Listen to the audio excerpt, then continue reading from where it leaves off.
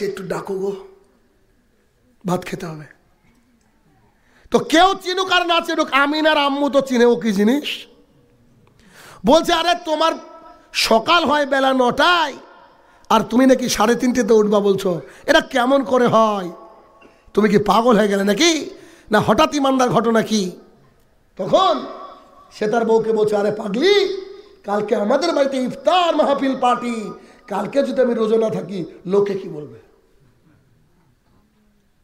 এই সিয়াম কার জন্য? গ্রামের লোকের জন্য। রাসূলুল্লাহ সাল্লাল্লাহু আলাইহি ওয়াসাল্লাম বলছেন মান সামা ইউরাই ফাকাদ আশরাকা, কোন ব্যক্তি কাউকে দেখানোর জন্য সিয়াম পালন করলো, এই ব্যক্তি শিরক করলো। আমি হাদিসের অনুবাদ করছি। এরপরে রাসূলুল্লাহ সাল্লাল্লাহু আলাইহি ওয়াসাল্লাম বললেন মান তাসাদদাকা ইউরাই ফাকাদ আশরাকা, কোন ব্যক্তি দান করলো শুধুমাত্র মানুষকে দেখানোর জন্য, মানুষকে শোনানোর জন্য, যার নামটা বাদ পড়ে গেল সে ভাবছে কি ব্যাপার, সবারই নামটা বললো, আমার নামটা কেন বললো না, এই কথা মাথায় আসলেই সে ব্যক্তি শিরক করলো। মসজিদ কার ঘর? আল্লাহ। টাকা দেওয়ার মালিক কে? নাকি আপনি নিজে কষ্ট করে ইনকাম করেছেন? যদি কষ্ট করে ইনকাম করে কোটিপতি হওয়া যেত, গার্মেন্টসে যারা কাজ করে তারা পৃথিবীর সবচেয়ে বেশি কোটিপতি হতো। খাটলেই যে টাকা পাবেন এটা কে বললো? এমন লোক আছে অফিসে বসে একটা সিগনেচার করে দিনে 1 কোটি টাকা খেয়ে ফেলে, হয় না? এরকম লোক আছে আমাদের দেশে। ভারত নির্মল অভিযান চলছে, প্রত্যেকের বাড়িতে পায়খানা বাথরুম থাকবে। তো সরকার থেকে করেছে কি, যারা গরিব মানুষ পায়খানা বাথরুম দিয়েছে।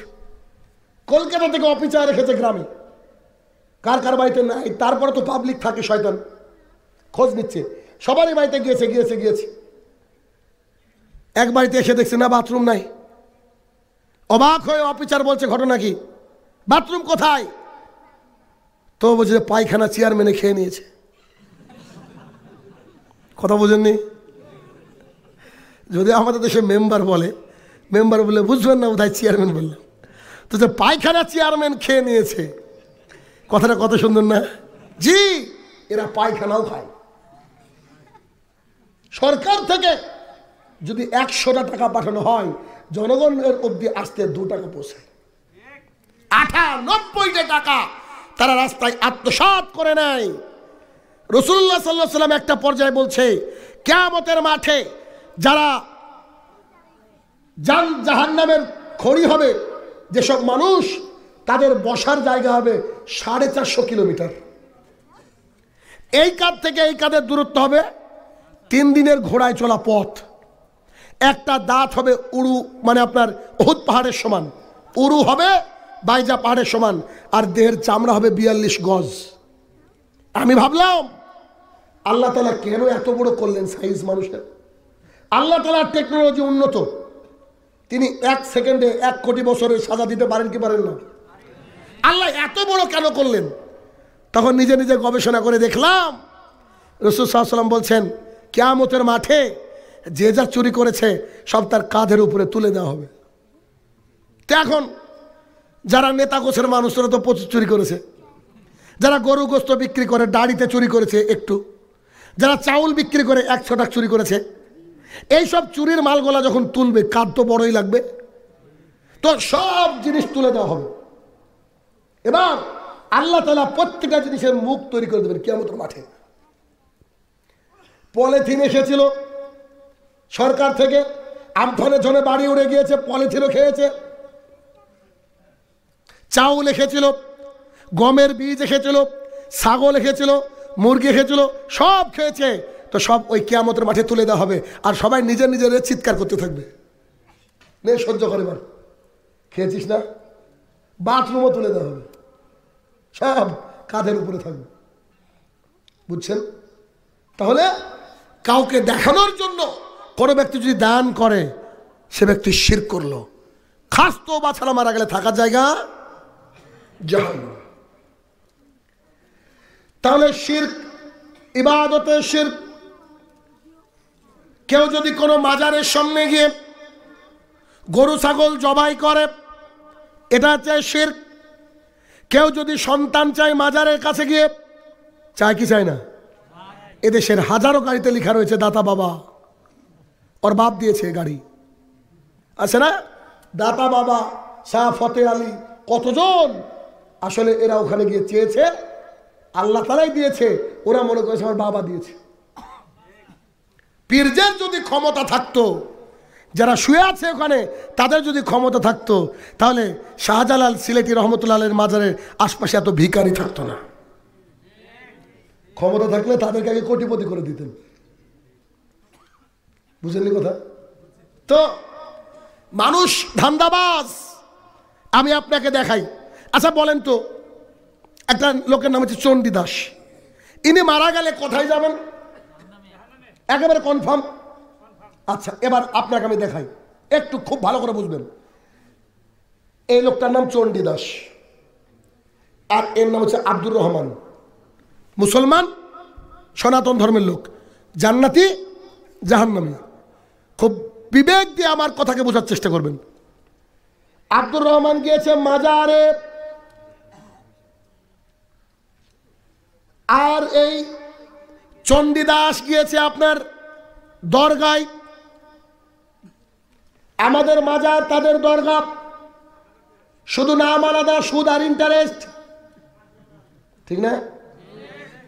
এই লোক গিয়ে যার কাছে জিনিস চাইছে সেই লোকটা শুয়ে আছে মাজারে।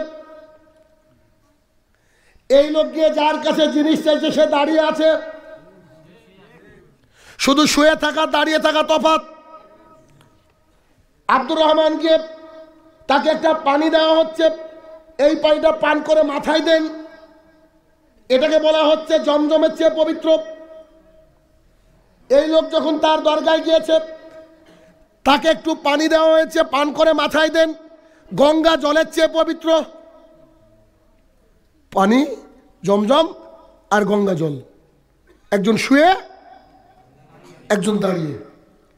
এরপরে যখন ওখানে গিয়ে দেখছে একটা গান বাজছে, গান, এটা হচ্ছে কাওয়ালি। কাওয়ালি, ওখানে একটা গান বাজছে, ওটা হচ্ছে ভজন। কাওয়ালি অ্যান্ড ভজন, শুধু নাম আলাদা, সুদ আর ইন্টারেস্ট। এরপরে ওকে যখন খাবার দিচ্ছে, একটু খিচুড়ি খাও, এটা কি তাবাররুক? তার ওখান থেকে দেওয়া হচ্ছে, এটা কি প্রসাদ? বোত আর হসপস, দুটোই খিচুড়ি, শুধু আমাদের দরগায় তাই তাবাররুক, হিন্দুদের দরগায় তাই প্রসাদ। তাহলে একজন দাঁড়িয়ে আছে, একজন শুয়ে আছে, একজন পানি দিচ্ছে, ওর কাছে গঙ্গা জল, এর কাছে জমজম। এবার দেখেন, আব্দুর রহমান মুসলমান হওয়ার জন্য কালেমা পড়েছে। সে কি বলেছে? লা ইলাহা ইল্লাল্লাহ, আল্লাহ ছাড়া অন্য কোনো মাবুদ নেই, হক কোনো মাবুদ নেই, আল্লাহ হচ্ছে এক। চণ্ডীদাস বলেছে একাম ব্রহ্মাম দ্বিতীয় নাস্তে নাস্তে নিয়ে কিঞ্চন, ভগবান একজন, একজন দ্বিতীয় নাই। এবার বলেন কে জান্নাতে যাবে? কথা বুঝছেন আমার? ও গিয়েছে ওর পীর, এ গিয়েছে ঠাকুর, এ গিয়েছে এর মাজার, এটা হচ্ছে দরগা। এর বাবা শুয়ে আছে, এর বাবা এখনো শয়নি, দাঁড়িয়ে আছে। এর ওখানে মানে আপনার পানি দিয়েছে জমজমের চেয়ে পবিত্র, বলছে গঙ্গা জলের চেয়ে পবিত্র। এখানে গিয়ে বাজছে কাওয়ালি, এখানে ভজন। আশ্চর্য কথা, দুজনেই চাইছে। রাসূলুল্লাহ সাল্লাল্লাহু আলাইহি সাল্লাম বলছেন, সহিহ বুখারী হাদিস নম্বর 1118, তিনি বলছেন লা তুসাদ্দিরু ইল্লা লা সালাসা মাসাজিদ, নেকির উদ্দেশ্যে এই তিনটি মসজিদ ছাড়া আর কোথাও ভ্রমণ করো না। এক, বাইতুল আকসা; দুই, মসজিদুল হারাম; তিন, মসজিদুল আনায়ানি নবমী, আমার মসজিদ নবমী। আপনি টঙ্গীর মাঠে গিয়ে সালাত আদায় করলেন মানে? দেখেছেন পৃথিবীর ইতিহাসে সবচেয়ে ন্যাক্কারজনক কাজ ঘটেছে এই টঙ্গীর মাছের হুজুর। খেয়াল করে দেখেছেন কিনা? যেমন করে কাবার পাশ ঘিরে চারিদিক দিয়ে সালাত আদায় করে, তারা ওইভাবে সালাত আদায় করেছে আজ গতকালকে। কতদিন? শুধুমাত্র পৃথিবীর একটা জায়গায় গোল হয়ে সালাত আদায় করা যায়, সেটা হচ্ছে কাবার সামনে। নইলে প্রত্যেকটা মুসলমান আমাদের কাবা পশ্চিম দিকে, সবাইকে এই লেভেলে দাঁড়াতে হবে, এইভাবে দাঁড়িয়েছে। তার মানে এটাকে কাবার ময়দান ভাবছে, এটা নাকি মক্কা নগরী 2। দেখছেন না ওদের ব্যানারে লেখা? তাহলে কত বড় পাপের মধ্যে সমাজ নিমজ্জিত রয়েছে। তাহলে বুঝলেন কি, চণ্ডীদাসের আল্লাহ একটা, আব্দুর রহমানের আল্লাহ এক। শুধু ও বলে ভগবান, আমি বলি আল্লাহ, এতেই তফাৎ। তার মানে যে দুজনের কথা বললাম, দুজনেই জাহান্নামী। এরা কেউ মুসলমান নয়, এরা কেউ দুজনের মুসলমান নয়। মুসলমান তো হচ্ছে সেই a person who submit his all will to the Almighty, আল্লাহ সুবহানাহু ওয়া তাআলা। একজন মানুষ যে তার নিজের ইচ্ছা খোয়াইশ আল্লাহর দরবারে সঁপে দিয়েছে, সেই হচ্ছে মুসলমান। তার মানে একজন মুসলমান ফজরের সময় ঘুমিয়ে থাকতে পারে না। একজন মুসলমান রমাদান আসলে গ্যাস্ট্রিক হয়েছে এই অজুহাত দিতে পারে না। আছে না সমাজে? বউ মানুষ সারা বছর ভালো থাকলো, যেই শাওয়াল মাসে খেয়েছে, যেই রমাদান মাসের আগে মানে আর 2-5 দিন বাকি আছে, বলছে বৌমা আমার যা গ্যাস্ট্রিক, রোজা করতে পারবো এবার? আল্লাহর সাথে বাট পারি আছে নাই? বলছিলাম লুকমান হাকিম ছেলেকে বলছেন, ও আমার কলিজার টুকরা, তুমি শিরক করো না। শিরক করা মানে মোবাইলে আপনার ছোট মেয়েটা কি করতে করতে ফরম্যাট মেরে দিয়েছে। বলেন তো মোবাইলে কি কি আছে এখন? শিরক হচ্ছে এই কঠিন জিনিস। আমি আমার ভাষায় একটা কথা বলি, একজন ব্যক্তি বাংলাদেশ থেকে হজ করতে গিয়েছে, 8 লাখ টাকা খরচ। রাসূলুল্লাহ সাল্লাল্লাহু আলাইহি ওয়াসাল্লাম বলছে হজ করলে মাসুম বাচ্চার মতো হয়ে যায়, যদি হজটা কবুল হয়। তবে হজ যে কবুল হয় কিনা এটা তো আমার জানা নাই। একটা লোক হজ করে গেছে, তাকে যদি আপনি হাজি বলে না ডাকেন, ওর কিন্তু মাথা খারাপ হয়ে যায়। আল্লাহর কসম করে বলছি, এই লোকের হজ কি করে যে কবুল হবে আমার বিদ্যায় ধরে না। আপনি মসজিদ থেকে বেরাচ্ছেন, আপনার নাম আব্দুর রহমান, আমি যদি বলি ও নামাজি, রাগ হবে কি হবে না? হবে না? আমার একটা নাম আছে, আমাকে নামাজি বলছো মানে? এ তো টিটকিরি মারছে। কিন্তু হাজি সাহেব না বললে নাকি হয় না। জি, হজ করে একটা ইবাদত, হজ করেছেন হাজি, ঠিক আছে, কিন্তু আপনাকে হাজি বলে ডাকা যাবে না। এটা অন্তরের মধ্যে মুনাফিকি তৈরি করবে। হ্যাঁ, আলহাজ মাওলানা মোহাম্মদ অমুক আছে না এদেশে, একটা নাম যদি এদিক ওদিক হয় তো ভাগ্য খারাপ আছে। মানে আমার নাম লিখেছো, এত বড় সাহস তোমাদের, সামনে তুমি কিছু দাওনি মানে? আমি যদি বলি আবু বকর, সবাই বুঝতে পারছেন পৃথিবীতে লাখ আবু বকর থাকলে কোন আবু বকর বুঝছেন না? উমর, সবারই মাথা মধ্যে চলে এসছে। আলী, কত আলী আছে গলিতে গলিতে, কিন্তু এটা আমার মাথার মধ্যে আসে। অতএব এই যে সিনা যখন টান হবে, তখন এটা আল্লাহর জন্য হবে। শুধুমাত্র যাবতীয় ইবাদত দেখা যাবে কাকে? আল্লাহ তাআলাকে। তাহলে মাজারের সামনে গিয়ে যদি আমি ছাগল জবাই করি আর বলি আল্লাহর নামে জবাই করলাম, তার মানে আমার হাতে হচ্ছে বিষের গ্লাস পান করছে আর বলছি যে আমি শরবতের নিয়াত করে খাচ্ছি। বিষ যদি শরবতের নিয়াতে খান, মরবেন কি মরবেন না? যতই নিয়াত থাক, ইউ হ্যাভ টু ডাই, আপনাকে মরতে হবে, আপনাকে মরতে হবে।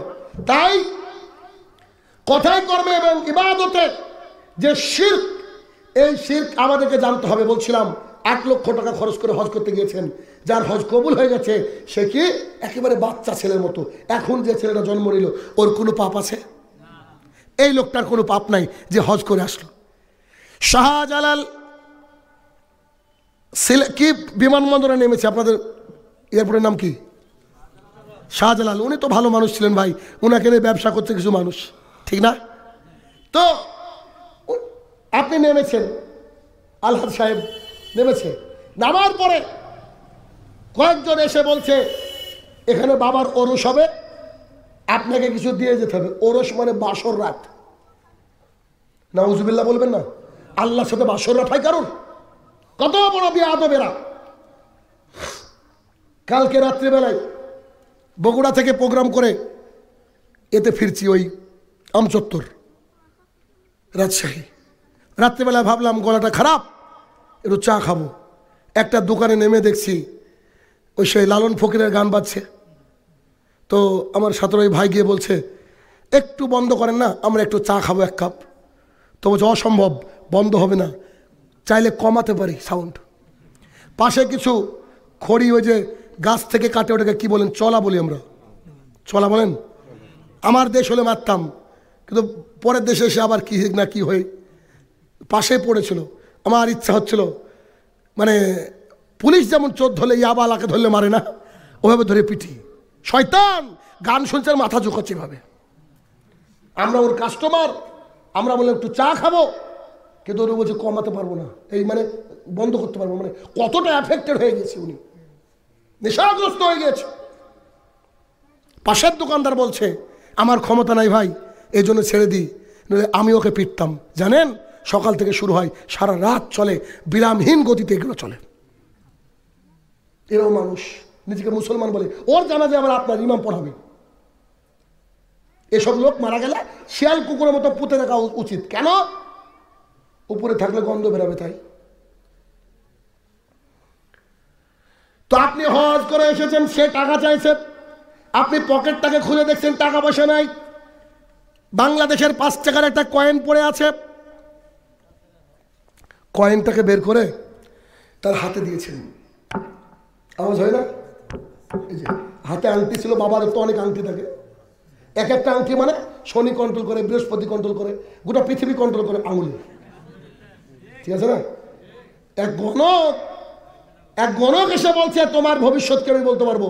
তা বলে আপনার 14 গোষ্ঠীর ক্ষমতা নাই, এখন আমি আপনাকে পিটবো, দরজা কিন্তু বন্ধ হয়ে গেছে। তাহলে আপনি যদি ভবিষ্যৎ জানতেন, আমার বাড়িতে আসলেন কেন? বলছে জীবনে আসবো না, ছেড়ে দিন আজকের মতো। বুঝতে পারছেন না? তো যেই আপনার এই আওয়াজটা হয়েছে, হজ করতে খরচ হয়েছে কত টাকা?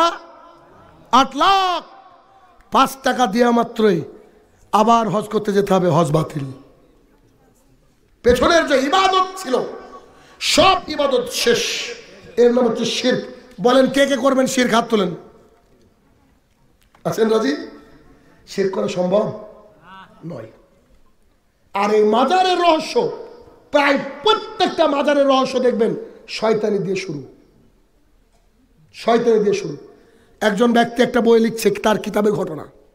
এক লোক মাজার করে বসে আছেন, বহু মানুষ তার কাছে মুরগি ছাগল নিয়ে যায়, মানত করে। তো তার সাথে একজন লোক, পাথর ঘাটার একজন লোক আছে, সে বলছে হুজুর আপনার মতো পীর সাহেব হবো, কতদিনের কোর্স? তো বলছে 2 বছর, তোকে থাকতে হবে, একদিনও এদিক ওদিকে যেতে দেবো না, এই গন্ডির মধ্যে থাকতে হবে। বলছে যান, ডান, রাজি। 6 মাস পর বলছে হুজুর সন্তানটার জন্য মনটা খুব খারাপ করে, বিশ্বাস করেন সন্ধ্যাবেলায় যাব, রাতটা থাকবো, সকালবেলায় হাজির হয়ে যাব, আল্লাহর কসম করে বলছি, ছেড়ে দেন না। তো হুজুর বলছে এই জন্য বললাম না, সাধনা করতে পারবি না। যাই হোক, কাকুতি মিনতি দেখে হুজুর বলছে তাহলে এই রাত্রিবেলা যাবে কি করে?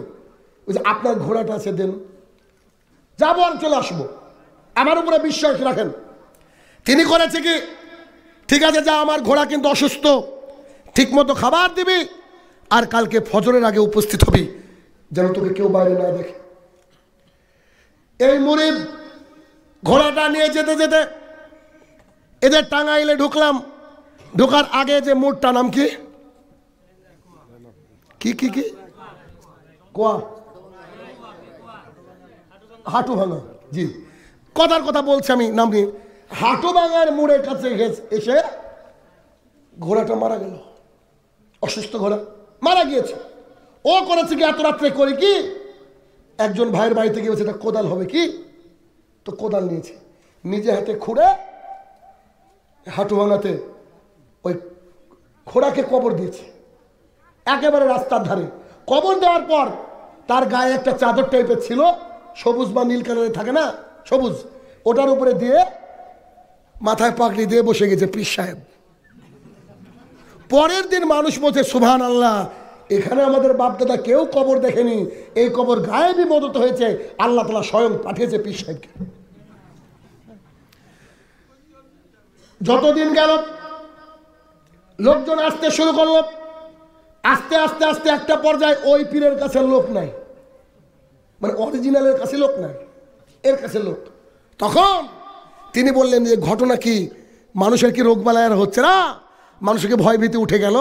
তো তার একজন শিষ্য বলছে আপনার কাছে কি করতে আসবে, ওখানে যা মানত করছে হাটুভাঙায় তাই পাওয়া যাচ্ছে। ভাবছি তো কঠিন ব্যাপার। তিনি একটা মাস্ক পরে নিলেন, বাইরে গেলেন, দেখি কোন পীর সাহেব, গিয়ে দেখছে ওর শিষ্য, দেখে তো মেজাজ গরম। লোক তো অনেক আছে, ভাবছে এরা কখন সরবে আর আমি একে মারবো, আমার ব্যবসা খেয়েছে ও।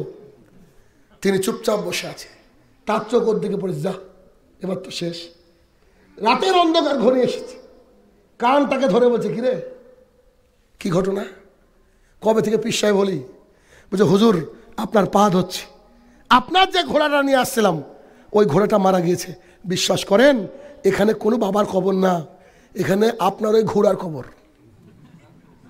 কিন্তু মানুষকে বলেছি অমুক শাহ সুফির মাদার, তাই মানুষ বিশ্বাস করে। হুজুর কি করব? ওর বড় হুজুর ওকে ডাক দিয়ে বলছে হায় রে শিষ্য রে, আল্লাহর কসম করে বলছি আমি যেখানে বসতাম ওটাও কোনো মাজার না, এর মার কবর ছিল, এই ঘোড়ার মায়ের কবর ছিল ওখানে। কথা বুঝছেন ভাইরে ভাই? এইভাবে ইবাদত শুরু হয়, এভাবে বিনা পুঁজির ব্যবসা এইভাবে শুরু হয়। আপনি প্রায় জায়গায় গিয়ে খোঁজ নেন, কোন বাবা আছে ওর 14 গোষ্ঠীর নামই জান না, আন্দাজে বলেছে শাহ সুফি বাবা। মানুষ আর কে দেখলো?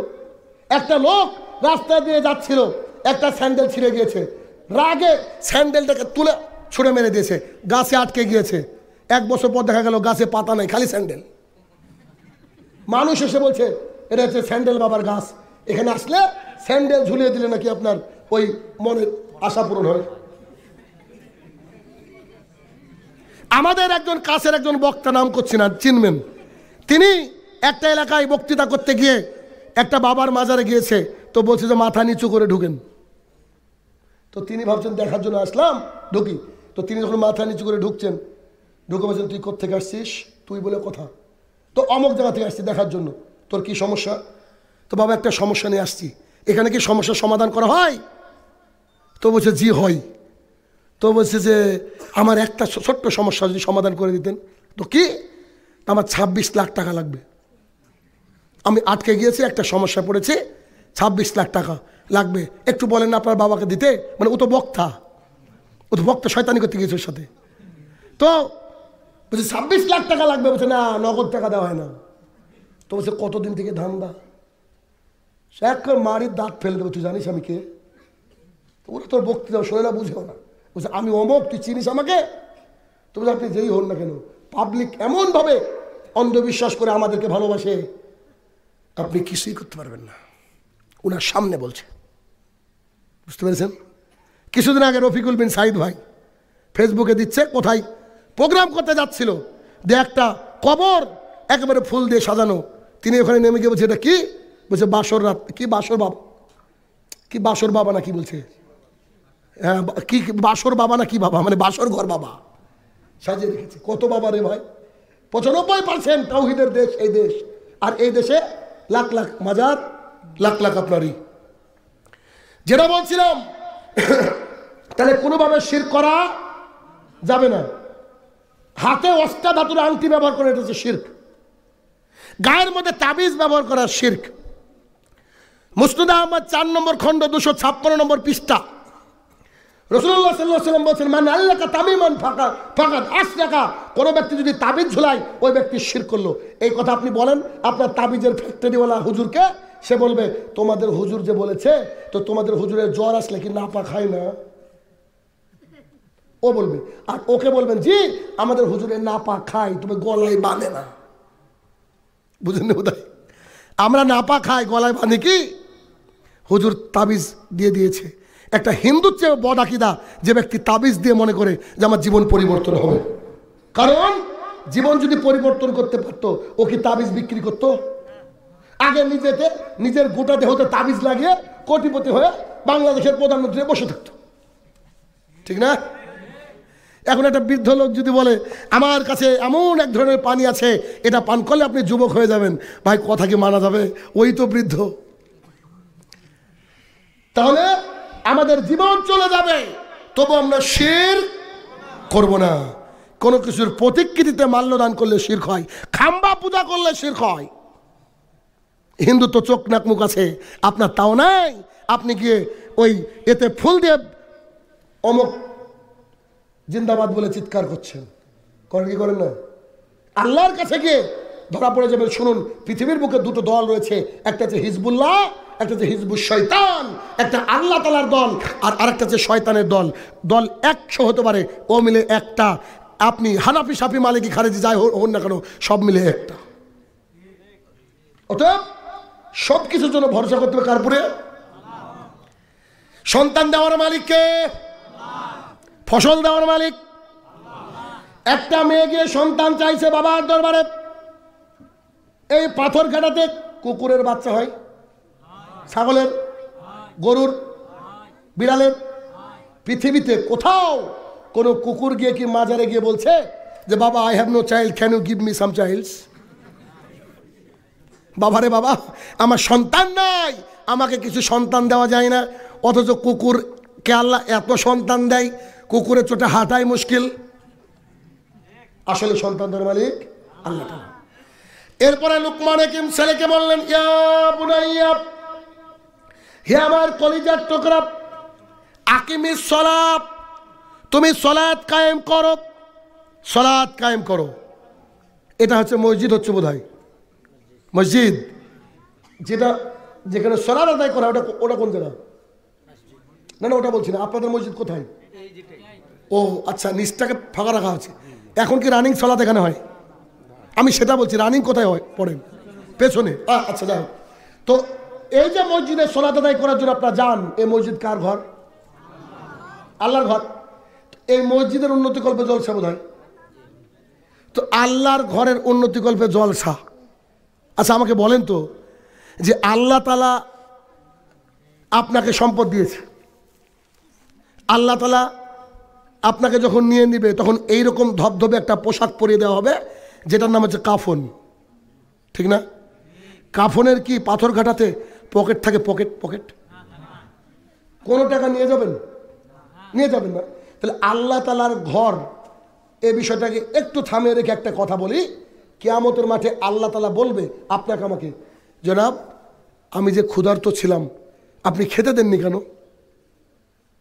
তখন আমরা বলবো, হে আমার প্রতিপালক, আপনি তো আল্লাহ, আপনি তো খান না।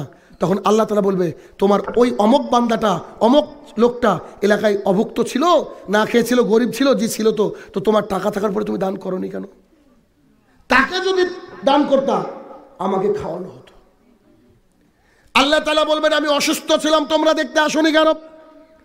বান্দারা বলবেন, হে আমার প্রতিপালক, আপনি তো মহান রব্বুল ইজ্জত, আপনি কি করে অসুস্থ হবেন? আল্লাহ তাআলা বলবে, তোমার ভাই আব্দুর রহমান অসুস্থ ছিল, দেখতে যাওনি কেন? এবার এটা কার ঘর? আল্লাহর ঘর। আল্লাহ তাআলা যদি কিয়ামতের মাঠে আমাদেরকে বলে, আমার ঘর তৈরি হয়েছিল, তোমার বাড়ির বাথরুমটা মোজাইক প্লেট দিয়ে সাজিয়েছিল, আর আমার ঘরটা বিরান অঞ্চল হয়ে পড়েছিল, তুমি টাকা দান করনি, তুমি কেন করনি? উত্তর কি দেব? উত্তর আছে? অতএব মসজিদের জন্য উন্নতিকল্প নয়, ইমানের উন্নতিকল্পে প্রোগ্রাম করবেন। আর মসজিদের জন্য মানুষ এমনি লাখ লাখ টাকা দিয়ে যাবে, কারণ আল্লাহর ঘর। খুব বাহাদুরি আপনার আমার, খুব বাহাদুরি। শাহিনুর রহমান গোটা বাংলাদেশের বিভিন্ন প্রান্তে প্রতিদিন বক্তৃতা করছে, কত হাজার হাজার লোক তার সামনে বক্তৃতা শুনছে। আল্লাহ তাআলা যদি মালাকুল মতকে পাঠিয়ে দেয়, এই হাতটা কিয়ামত পর্যন্ত তোলার ক্ষমতা থাকবে না। আল্লাহ তাআলা যদি মালাকুল মতকে পাঠিয়ে দেয়, যেভাবে বসে আছেন ওভাবে বসে থাকবেন, আর উঠতে পারবেন না। এই তো আমাদের ক্ষমতা, এই তো আমাদের ক্ষমতা। এই জন্য আল্লাহ তাআলার ঘরে টাকা আপনাকে নাম কেন বলতে হবে? আপনি এসে লক্ষ লক্ষ টাকা দিবেন কেন? যেটা দিয়ে যাবেন একেবারে কিয়ামতের মাঠে থর থর করে সাজানো সব লেখা আপনার নামে পাওয়া যাবে। 1 টাকা দিলে আল্লাহ বলছে আমি ওকে 10টা ডবল করবো, 70টা করবো, 700 টাকা দেবো। তার মানে 1 টাকা দিলে যদি আল্লাহ 700 টাকা দেয়, তাহলে 1 লাখ টাকা দিলে কত টাকা হবে? ভাবেন কিয়ামতের মাঠে কি হবে। কিন্তু মানুষ বুঝে না। অথচ আনাস রাদিয়াল্লাহু তাআলা বলেন, রাসূলুল্লাহ সাল্লাল্লাহু আলাইহি ওয়াসাল্লাম বলেছেন কিয়ামতের মাঠে সবচেয়ে নিম্ন শাস্তিপ্রাপ্ত ব্যক্তিকে বলা হবে, আজকে আমি যদি তোমাকে দুনিয়া দিয়ে দিই, গোটা পৃথিবীটা দিয়ে দিই, এই পৃথিবীর বিনিময়ে কি করবা? সে বলবে, হে আমার প্রতিপালক, আজকে দুনিয়াটাকে দান করে দে, আমি জাহান্নামের আগুন থেকে বাঁচতে চাই। অথচ জাহান্নামের সবচেয়ে কম শাস্তি জানেন কি? জানেন? এক জোড়া স্যান্ডেল দেওয়া হবে, যে স্যান্ডেলের ফিতাগুলো হচ্ছে জাহান্নামের আগুনের। মানুষকে যখন স্যান্ডেল পরিয়ে দেওয়া হবে, পরানো মাত্র মগজ টকবক টকবক করে ফুটে বেরিয়ে আসবে। জাহান্নামের সর্বনিম্ন শাস্তি। এখন আপনি যদি কনফার্ম থাকেন যে আপনার হাতে জান্নাতের সার্টিফিকেট আছে, তাহলে দান করার দরকার নেই। আর যদি মনে করেন যে না আমাকে দান করতে হবে, তাহলে দান করবেন, না আপনার বিষয়। বলছিলাম লুকমান হাকিম ছেলেকে বলছি, ইয়া বুনাইয়া, হে আমার কলিজার টুকরা, আকিমিস সালাহ, তুমি সালাত কায়েম করো। 5 ওয়াক্ত সালাত প্রতিদিন আদায় করতে হবে। 5 ওয়াক্ত সালাত যদি প্রতিদিন আদায় করি, বেনিফিটটা কি? আবু হুরায়রা রাদিয়াল্লাহু তাআলা আনহু বলেন, রাসূলুল্লাহ সাল্লাল্লাহু আলাইহি ওয়াসাল্লাম বলেছেন, তোমাদের বাড়ির সামনে যদি একটা নদী থাকে, চলমান নদী, রানিং রিভার, এটা যদি থাকে, তোমরা যদি ওখানে 5 বার গোসল করো, 5 বার গা দাও, তোমাদের গায়ে কি কোনো ময়লা থাকবে? সাহাবায়ে কেরামরা বলছে, জি না, আমাদের গায়ে কোনো ময়লা থাকবে না। তখন রাসূলুল্লাহ সাল্লাল্লাহু আলাইহি ওয়াসাল্লাম বলছেন, যে ব্যক্তি দৈনিক 5 ওয়াক্ত সালাত আদায় করে, আল্লাহ সুবহানাহু ওয়া তাআলা প্রতিদিনের পাপ ধুয়ে মুছে সাফ করে দেন। আনাস রাদিয়াল্লাহু তাআলা বলেন, রাসূলুল্লাহ সাল্লাল্লাহু আলাইহি ওয়াসাল্লাম বলেছেন, আল্লাহ সুবহানাহু ওয়া তাআলা বলেন, আমার বান্দারা যদি দৈনিক 5 ওয়াক্ত সালাত আদায় করে, আমি আল্লাহ তাআলা প্রতিদিন তাকে 50 ওয়াক্তের নেকি তার অ্যাকাউন্টে যোগ করে দেব। আবু হুরায়রা রাদিয়াল্লাহু তাআলা বলেন, রাসূলুল্লাহ সাল্লাল্লাহু আলাইহি ওয়াসাল্লাম বলেছেন, মানুষ যদি এক রমাদান থেকে অপর রমাদান পর্যন্ত সালাত আদায় করে, মানুষ যদি এক জুমা থেকে অপর জুমা পর্যন্ত সালাত আদায় করে, এক রমাদান থেকে অপর রমাদান, এক জুমা থেকে অপর জুমা, ভেতরে যত পাপ করবে আমি আল্লাহ সব পাপকে ক্ষমা করে দেব।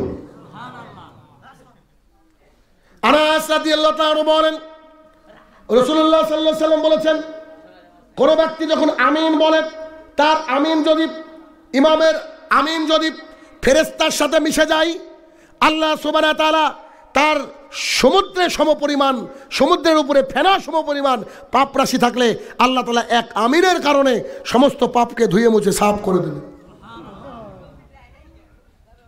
কত বেনিফিট এই সালাতের মধ্যে, অথচ এই সালাতটা আমরা আদায় করি না। রাসূলুল্লাহ সাল্লাল্লাহু আলাইহি ওয়াসাল্লাম মারা যাওয়ার আগে তিনি সালাত করে কান্না করতেন।